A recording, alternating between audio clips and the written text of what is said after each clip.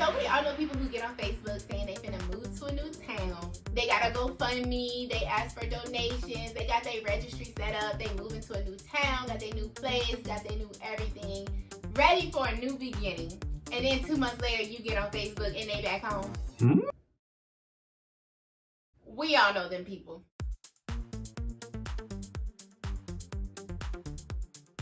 On Facebook complaining that they don't know nobody, they don't have no family there, they don't have no friends, they lonely, they not used to being by themselves, or they come home every weekend. It's like they're almost never in the city that they moved to. And it'd be like, bruh, like, are you even gonna explore the new city you moved to? You're not the only person that has ever moved. That's just a part of moving. I moved from Tampa, Florida, all the way to DC.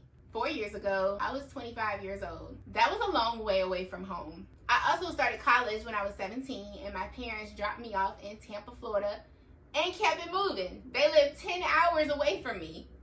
So I didn't have the luxury to go home every weekend.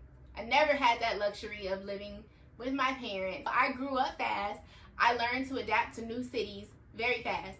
I'm also a military brat, so it's a little easier for me than other people. But I got some tips for y'all because I see this happening a lot with grown adults.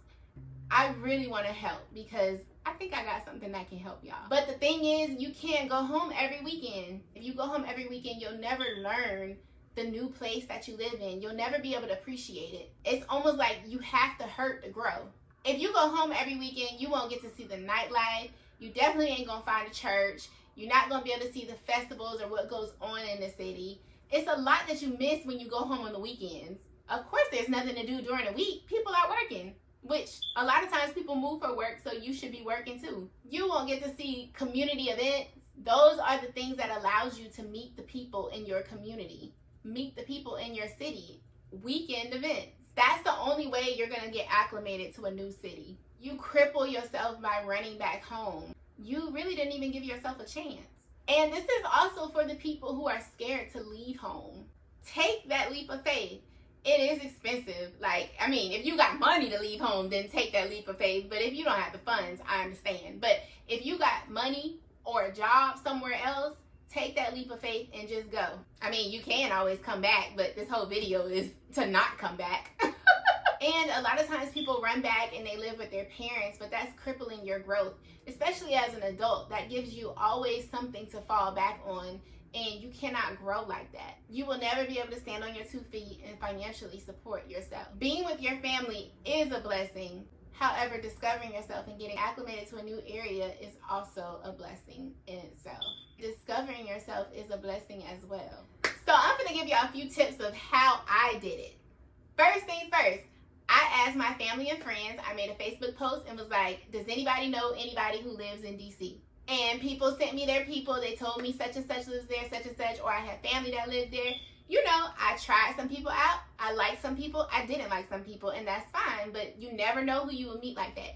My mom had a coworker that she had when she was working in DC, and she kind of was the first person that showed me around the city when I moved here. You try those people out, and if you don't like it, you move on. Second, I found a church home. I am a Christian. I love church. I love the connection. I love being with my people. I had to find a church home. Once I found a church home, I got involved. I didn't just sit around, listen to the sermon, and leave, which, well, I did for a little while, but then I got involved. That's the only way you're going to meet people. I met some amazing people at my church, but one thing about church folk, they need to be vetted because all church folks are not your friend. So just because you meet them at church, just because y'all serve together, doesn't mean y'all need to be friends. That's just a good outlet to find people to hang out with, have some holy fun, have some wholesome fun, and do what you want to do. But just because you met somebody at church doesn't necessarily mean they're your friend. But church is also a good avenue to see weekend activities or do things that are nice and wholesome. Just because you worship with them don't mean they need to be in your personal life. So carefully vet them church folks because they're going to talk about you if you do something at your own house that they don't like. Third, I was extremely fortunate to meet people on my job. I work with some of the most amazing people who are like lifetime friends. I work for the government, so I work with like 10,000 people. So it was easy for me to pick 2 or 3 people out of all those people to be cool with. But if you work at like Pepco, then maybe the 8 employees there, you might not find somebody. But if you work with great people, they also are an avenue to opportunities to meet other people or see other things within your city. And work people need to be vetted too, just like them church folks, because mixing work with personal and pleasure is very sticky. So you need to be sure before you bring somebody like that around you, especially if you do stuff that you think may be frowned upon on your job. So work people need to be vetted as well. 4th, I joined a Facebook group. There's a Facebook group that has a lot of people from the South who live in the DC area. A lot of people who went to this particular college that live in the DC area, in the HBCU in Alabama. This group was introduced to me by one of my close family friends, and I joined the Facebook group. I went to a couple events. They had like some little dating mixers, some little outings. I went to a few events, and honestly, I didn't like anybody in that group. But it showed me different places, and I met people while I was out with these people that ended up being, you know, lifetime people that I am close to or that I deal with now. So that was an avenue to meeting people. I made some temporary friends for the time being to go to brunch, go to DC nightlife with, and find different places or different things to do within the DC area. 5th, I engage with my neighbors. I know a lot of people gonna frown on this because engaging with your neighbors is like, I don't need to talk to them, but I engage with my neighbors. And also, this is somebody you need to vet too, because that's your place of residence. I am like a neighborhood watch. I need to know everybody I live next to. I need to know what's going on, because I don't want no trouble where I live. So I need to know who is who belongs and who don't. But you know, that's not everybody's personality. But I talked to my neighbors in passing, and I met some great people who live in my building. I lived in an apartment when I first moved there, and almost like my whole building was closed because I opened my mouth and talked to all of them. And they were all really great people who I still talk to now. The neighbor that lived, we used to decorate our doors together for Christmas. Like, it was just a really cute situation because I opened my mouth and got everybody together. My neighbor who lived right next to me in my apartment complex, she is a prayer warrior. So if I was having some issues, I'll send her a text and she'd be praying, and next thing I know, I'm peaceful, I'm good. Like, you know, that's somebody who I call now to pray for me, because she is going to pray the house down. And one other tip, last but not least, show yourself friendly. You're not going to make no friends if you're walking around with a unit on your face. If you're walking around with a mean face, you're not going to make no friends. I've been told I have a mean face, and that's because I don't want you to talk to me. But when I want to talk to people, I smile. I probably look crazy in that smile, but I smile. If you show yourself friendly, you will make a friend. No one likes a person with a stick up their butt. If you move out of town and you looking crazy every time somebody walk past you, you're not going to make any friends like that. Believe me. These same tips go for people in college. Shout out to the college kids. Go to campus events. They always got the free food. Normally just be some pizza and some chips, but that's free food. Free is free. That's how you meet people. The dorm events. I know my RA on my floor used to have all types of events. Go to those events. You never know who lives on your floor or in your building. And when I used to go to those events, I'd be like, oh, who is that? Who is that? You never know who you might be. A lot of people, I know at least 3 people on my floor that I was in college that are married now. So you never know who you might meet. And you know I'm all for a good relationship, okay? I'm all for a he that findeth the wife findeth a good thing, okay? So you never know. And also the churches, they will come pick you up. Churches will come pick you up in college. There's a lot of college ministries at churches, and sometimes they feed you. So if you see something for a college ministry or something, sign up for that. You meet people like that too. And in the college setting, the people you're going to church with are usually the same people you partied with last night. So those are people who know how to pray with you and club with you. So that's how you meet a lot of good friends too that have the same values as you. So here's some tips for looking for a place to live in a new city. I moved to the dorms when I was 17. I lived in dorms for 2 years, and then I moved to an apartment when I was 19, and I had 2 roommates until I was 21. When I was 21, I moved out on my own, and I got my own place. I've been living by myself for almost 9 years. And it's amazing, but these are some tips that I was looking for as a single woman living on my own when I was looking for a place. And when I bought my house last year, these are still the same tips that I follow. I vetted every place completely. Do not pick the first place you get to. When I moved to DC, me and my dad looked at over 45 apartments. It was crazy, but I looked at over 45 apartments because I wanted to make sure I picked the right place, because I'm not a fan of moving every year. Some people pick the first place they see because it was a good deal or they don't want to look or whatever, but then you're not happy and you end up moving the next year. Whenever I move somewhere, I'm going to stay because I don't have time to be moving. I got too much stuff to be moving, so I'm going to stay. Visit the place at night. So I visited every place that I ended up living in at night just to see who walking around, what's going on, do you hear sirens, are they shooting, you know, all that good stuff. I also installed kick locks. I installed kick locks in my house. They're these locks, and you're able to put them on the door so that even if someone can pick your lock and open the door, they won't be able to get the door open. That was the first thing I needed.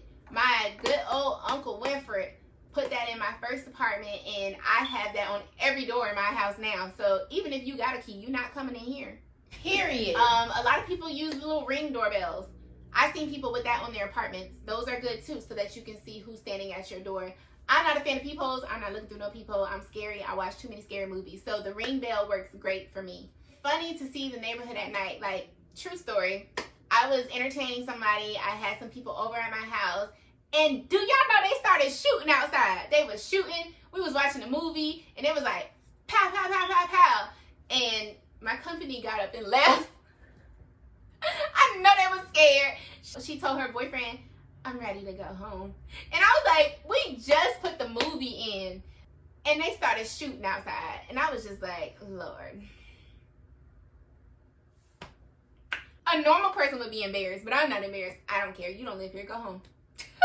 But it was just funny. So yeah, you want to make sure your neighborhood is safe, especially for your visitors. Some people are just not used to that. So you want to make sure that your friends feel safe when they're visiting you. They don't feel like their car is going to get broken into. Check visitor parking in your neighborhood. The visitor parking in my neighborhood was horrible, but I wasn't trying to have a whole bunch of visitors, but it's horrible. They had a few visitor spots, and visitors can park on the street. My neighborhood was very lively. Like, it was a lot going on. It was in the city, so the street parking would be gone. Then they installed these visitor spots that was charging people. That's why I had to move. They was charging people. They towed my car. They towed my friend's car. They towed 2-3 of my friends' cars. And I was like, oh no, I gotta go. Check the visitor parking situation, because you want to have visitors over. Who doesn't? I'm also not a fan of Yelp reviews. If you see one Yelp review that says they got roaches, cool, check it out. But don't not live there because they have roaches, because some people are nasty. They had roaches because they nasty. Almost every apartment I lived in said there was a roach problem, and I had no roaches because I'm clean. That's relative to the person. If they all say they have roaches, then don't live there. But I'm just saying, if you saw 1 or 2 that said that, I say take the chance. I don't do Yelp reviews because they're relative to the person, but a lot of people look at reviews and do extensive research. Do that if that's what you do. Make sure the lighting in the neighborhood is good. There's times, it gets dark at like 5 o'clock now because it's winter time. There's times when you may be coming home and it may be dark. So make sure there's adequate lighting on the path to your house, not no bushes outside the door where somebody can run up on you. Just, you know, look at those kind of things when you're moving in a house. If you live inside, make sure that, you know, there's cameras in the hallway, or, you know, there's a security person.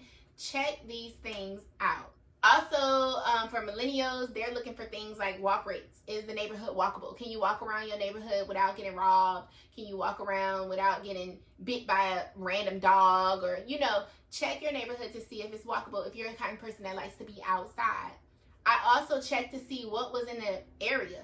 I found one apartment I really liked, but there was nothing around it. Not no McDonald's, not no shopping center, nothing. So if I need to get up in the middle of the night and get something from 7-Eleven, I need some ginger ale or something, where am I going to go? Nowhere. So check to see what's around your neighborhood. If you're a self-sustaining person, then good. By all means, live out there in the middle of nowhere, but I need to have stuff around me. Also, for the single women, having some pepper spray or mace on hand is good too. I don't suggest you opening the door when people knock on it. I see people who open their doors every time when one of those people come by, the Jehovah's Witness. I don't know. They open their door so quick, but I don't open my door for nobody. If I'm not expecting you, don't come up over here because I'm not going to open my door, okay? It is tough. It is hard. But give yourself some time. You are your worst critic. Just take it slow and give yourself some time because it's going to take time. But hopefully you will get used to living in a new city and find out that it's lit. I was a military brat. That's why I'm a little more fortunate, but I love moving. It's nice to learn a new city. I'm also going to be doing a live seminar on moving to a new city next week. So stay tuned and join us. If you have questions, you can leave them in the comments. We'll address them in our live next week. So join us then. These are just a few tips that I came up with. It's not all, it's not everything, but I hope it helps, especially for you guys that are probably going to college next year, or you guys that are just moving out on your own. Take that step because you can do it. If I can do it, you can do it. Well, maybe not. I'm kind of different, but if I can do it, you can do it.